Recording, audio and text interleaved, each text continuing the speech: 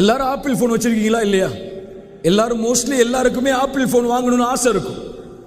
அந்த நிறுவனர் மிகப்பெரிய செல்வந்தர், உலகத்தின் பெயர்களையும் பட்டங்களையும் வாங்கி குவித்தவர். அவர் மரணமாக கூடிய தருவாயில் அவர் சொன்ன செய்தி என்ன தெரியுமா?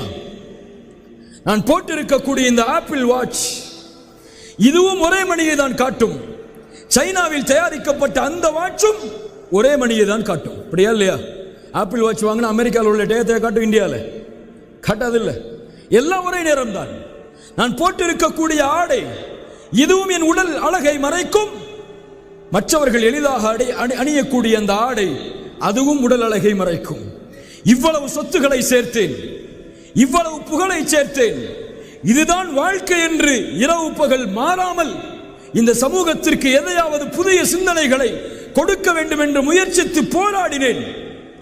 ஆனால் இப்போதோ நான் நோய் படுக்கையில், நான் சம்பாதித்த நிறுவனமோ என் தொழிலாளிகளோ என் செல்வமோ இந்த நோய் படுக்கையில் என்னோடு இல்லை. இப்போது உணர்கிறேன் இதற்காக நான் வாழ வேண்டியதில்லை என்பதை. எல்லோரும் உணர்வார்கள். செல்வத்தை சம்பாதிப்பதற்காக தன்னுடைய வாழ்வை அர்ப்பணித்தவன் தன்னுடைய கண்ணுக்கு முன்னாலேயே செல்வத்தை அர்ப்பணிப்பதற்காக தன்னுடைய உறவுகள் போட்டியிடுவதை பார்க்கும் போது உணர்வான், இதற்காகவா நான் சம்பாதித்தேன் என்று. புகழையும் பட்டங்களையும் பெறுவதற்காக தன்னுடைய வாழ்வை அர்ப்பணித்தவன் உணர்வான், இதற்காகவா நான் வாழ்ந்தேன் என்று. இன்றைய வாலிபர்களின் குறிக்கோளை கேளுங்கள். உங்கள் வாழ்க்கையின் லட்சியம் என்ன என்று என்ன சொல்லுவார்கள்?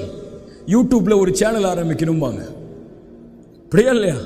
அல்லது ஒரு ஷார்ட் ஃபிலிம் எடுக்கணும்பாங்க, அல்லது ஒரு மியூசிக் டைரக்டர் ஆகணும்பாங்க, அட்லீஸ்ட் ஒரு டப்மாஷ் செய்யணும்பாங்க.